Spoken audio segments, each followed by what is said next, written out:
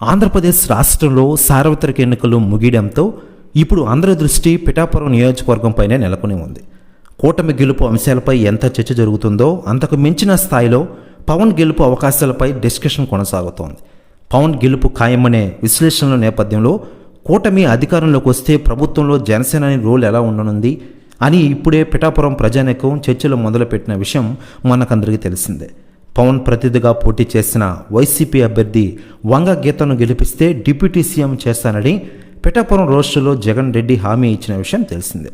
కానీ వైసీపీ దారుణ పరాభవం చవిచూస్తుందని, కూటమి అధికారంలోకి వస్తుందని రాష్ట్ర వ్యాప్తంగా ప్రచారం జోరుగా జరుగుతోంది. ఇదే జరిగితే కొత్తగా ఏర్పడబోయే ప్రభుత్వంలో పవన్ పాత్ర ఎలా ఉన్నది అనేది ప్రాధాన్యత సంతరించుకున్న విషయం మనకందరికీ తెలిసిందే. ఇకపోతే పిఠాపురంలో పవన్ కళ్యాణ్ గారి గెలుపుపై సెలబ్రిటీలు వరుసగా స్పందిస్తున్న విషయం మనకందరికీ తెలిసిందే. అయితే తాజాగా నటుడు మోహన్ బాబు గారు స్పందించారట.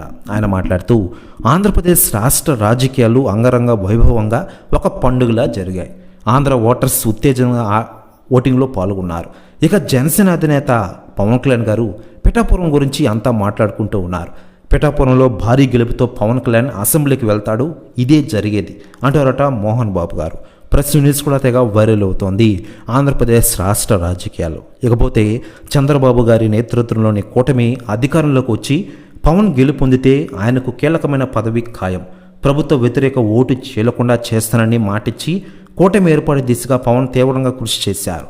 దాంతో కూటమి సర్కార్ ఏర్పడితే కేబినెట్లో పవన్ తీసుకోవడం ఖాయంగా కనబడుతోంది.